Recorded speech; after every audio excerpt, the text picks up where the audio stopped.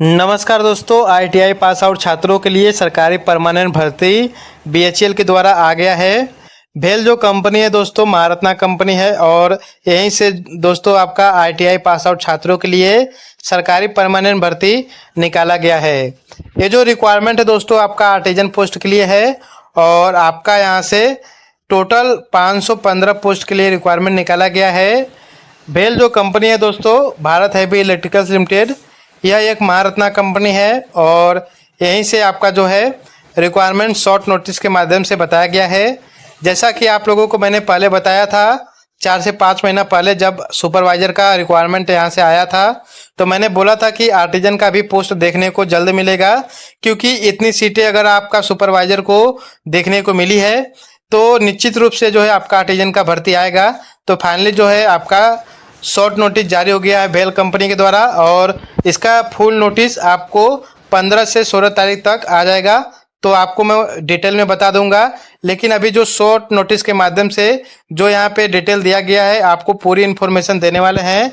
Selection process क्या होने वाला है, कितने क्वेश्चन आपका एग्जाम में आएंगे और कौन कौन से ट्रेड के लिए कितनी भर्ती निकाली गई है। ठीक है, देखिए दोस्तों, मैं भी भेल कंपनी से अप्रेंटिसशिप किया हूँ 2020 में और जो मैं अप्रेंटिसशिप किया था वो आपका एचईआरपी प्लांट था, यानी कि हैवी इक्विपमेंट रिपेयर प्लांट था, जो कि आपका वाराणसी में है। यहाँ पे आप देख भी सकते हैं।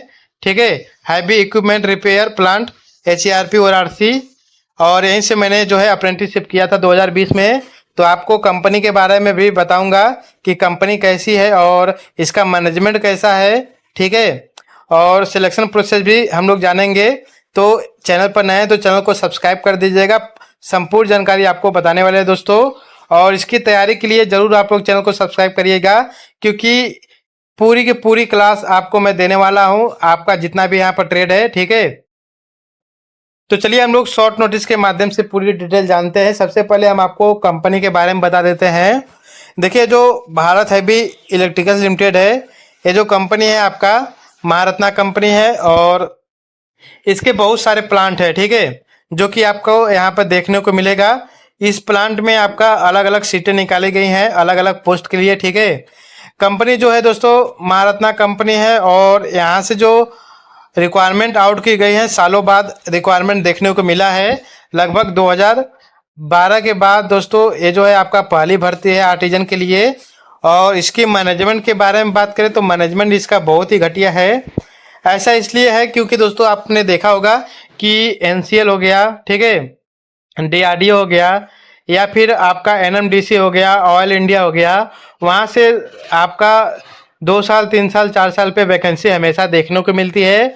लेकिन भेल का मैनेजमेंट इतना बेकार है कि यहाँ से जो है सालों बाद वो भी केवल 515 पोस्ट के लिए रिक्वायरमेंट निकाला गया है। दोस्तों यहाँ पे लगभग आपको बता दूं कि 1000 पोस्ट के लिए रिक्वायरमेंट निकालना चाहिए था।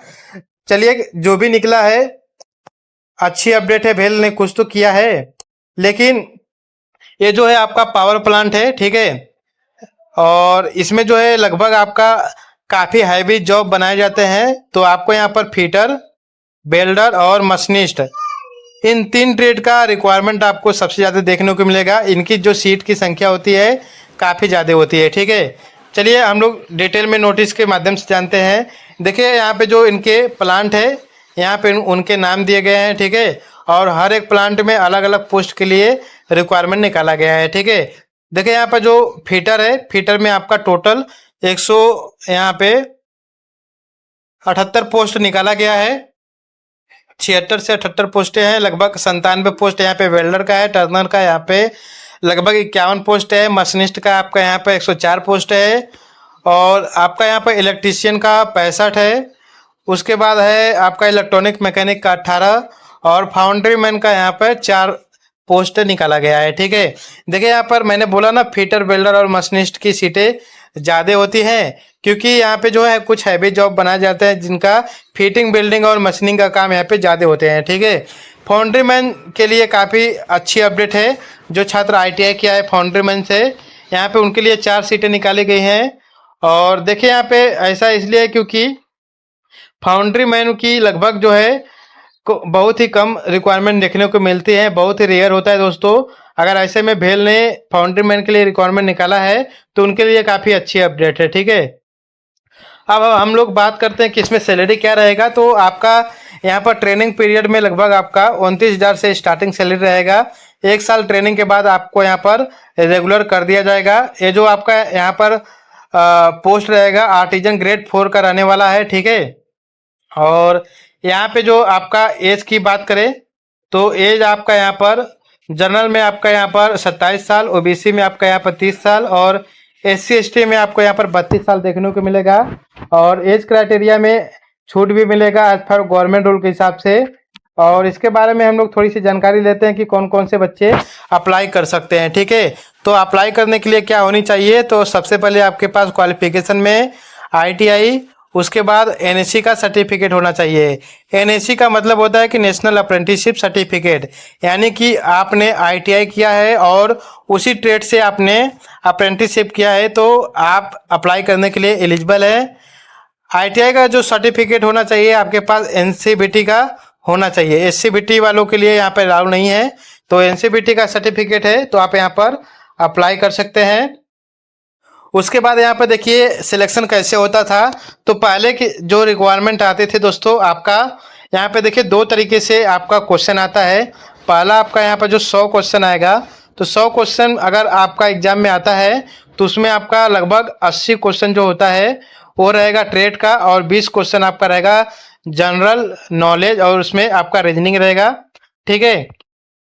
ऐसे आपका रहेगा। और अगर आपका 120 क्वेश्चन आएगा, ठीक है, तो उसमें क्या होता है कि कई बार देखने को मिलता है कि उसमें 70 क्वेश्चन आपका रहेगा ट्रेड थ्योरी से, बाकी आपका 50 क्वेश्चन जो रहेगा वो रहेगा नॉन टेक्निकल। अभी आपने बार का एग्जाम दिया होगा तो आपको पता होगा ऐसे ही हुआ था, ठीक है। 70 क्वेश्चन आपका ट्रेड थ्योरी था और 50 क्वेश्चन आपका नॉन टेक्निकल था। तो ये जो है आपका 2 लेवल है एग्जाम का। तो देखिए किस लेवल से जो है आपका यहाँ पर क्वेश्चन आता है, वो जो है आपका जानकारी फुल नोटिस आने के बाद मिलेगा। तो फुल नोटिस लगभग आपका 15 से 16 तारीख तक आ जाएगा, ठीक है। जैसे ही नोटिस आएगा संपूर्ण जानकारी आपको बता दी जाएगी दोस्तों। तब तक के लिए चैनल को सब्सक्राइब करके रखिएगा। धन्यवाद।